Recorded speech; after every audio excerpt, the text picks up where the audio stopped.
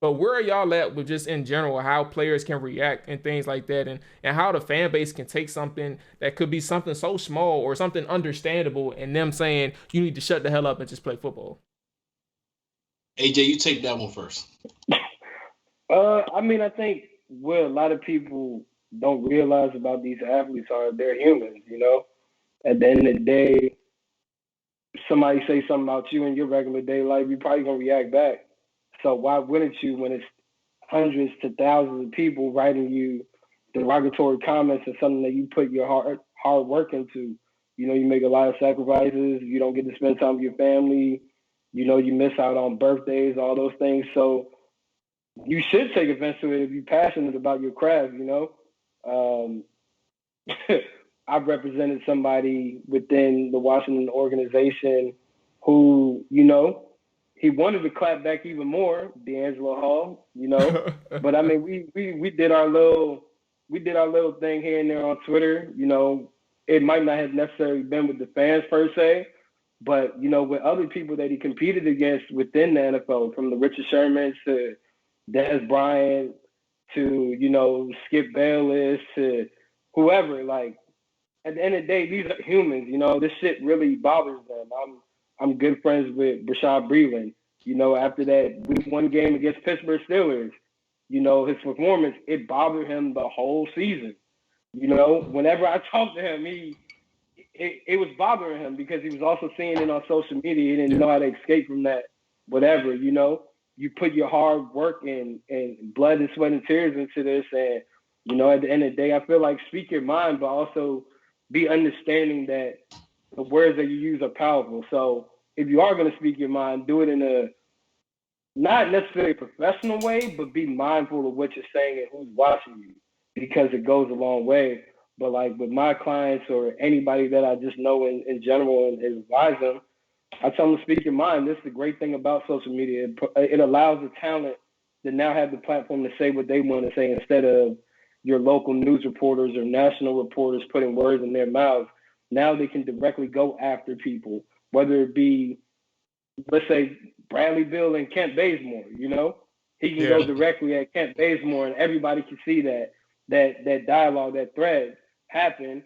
Whereas back in the day, you didn't really know what was going on behind closed doors. I feel like it's the whole interaction for the fan base to see, but also fans got to realize, like, these guys are human just like me and you. They want to get an escape from football. They like video games. They like the party. I mean, think about it. If you had multi-million dollars in your bank account, you had no wife, no kids, wouldn't you be out in the club? Like, you trying to look for some work. You feel me?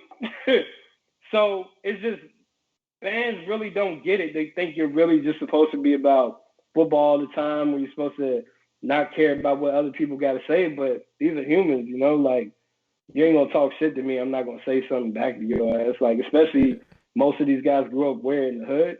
Come Yeah. on. It's like us fans compartmentalize like the type of person that we see in terms of like an athlete. Like, you see athlete, all you know is athlete. You don't see anything else like you described, AJ. You don't see anything else outside of athlete. So when somebody says, wait, you're upset. Shit. Man, we ain't got time for that shit, bro. You got a game. You got a game in a couple weeks. You need to get your shit together, bro. Fuck you being upset. We need to win some games. And that's the first thing about it. It ain't no we, bro. Like, you a fan, we're a fan. It's not we. At the end of the day, that's just the reality of the situation, the harsh reality. But when it comes to these players, man, and I think that's one of the things that people just don't understand about social media sometimes, right? We get on there and we vent about minor shit. Like, that's probably not even related to our job, bro. And we say shit that we want to vent about all the time on Twitter, bro. We complain about fucking the person trying to speed in front of us just to get stopped at a red light. Like, they getting, like, people are complaining about some slight or talking about Virginia drivers and how they're terrible or some shit. Like, they complain about wild shit, but the dude is complaining about something that legitimately pissed him off in the second because Ian Rappaport has 1 million something followers, and he's talking about the Washington football team has a huge hole on the left side of their line. That is his job. You're talking about somebody who has a job to defend the left side, and he did okay last season.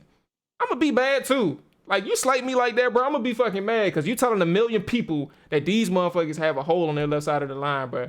And it just don't go. It just really don't work like that sometimes, bro. So I understand this frustration as well, man. All right, so look, here's my thing. We might need to add an idiot to the podcast because I feel like I relate to y'all too much. Like, I get y'all opinions too much. We need an idiot to just disagree with, like, so, you know.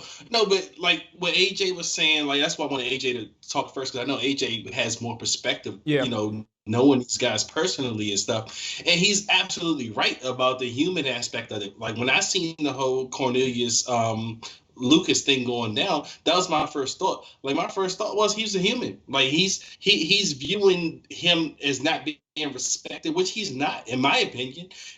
In my opinion, what I watched from Cornelius Lucas play the left tackle position last year, it was very adequate to the point where I didn't even know Cornelius Lucas was on the field. That's my favorite type of offensive lineman, is a guy that I don't know is on the field, because that means his name's not being called. He's doing what he's supposed to do, and that wasn't supposed to happen last year. Last year, we were supposed to have the weakest offensive line position group on the field last year. These guys were supposed to be trash. We started off the year with Garon Christian started left tackle, and we were. I mean, that left tackle, that left side of the offensive line was getting killed, and then Cornelius Lucas and I think Wes Schweitzer ended up taking over on the left side, and you stop hearing the same complaints you were hearing the first 2 to 3 games. And that could have been due to quarterback play as well. I mean, QB play can also have an effect on offensive line play, as far as QBs holding on to the ball too long and you're getting beat, and you're going to notice the offensive lineman. But with Cornelius Lucas and Wes Schweitzer was on the offensive line, those were guys you were not expecting to do their job at the level that they were doing it at. Now, it may have been an average to an above average level, but it was a level that was good enough for this football team to succeed. I mean, you weren't seeing the quarterbacks getting killed, you know, as much. You weren't hearing their names being called as much, which you want to see in the offensive line. So I completely understand where Cornelius Lucas is coming from.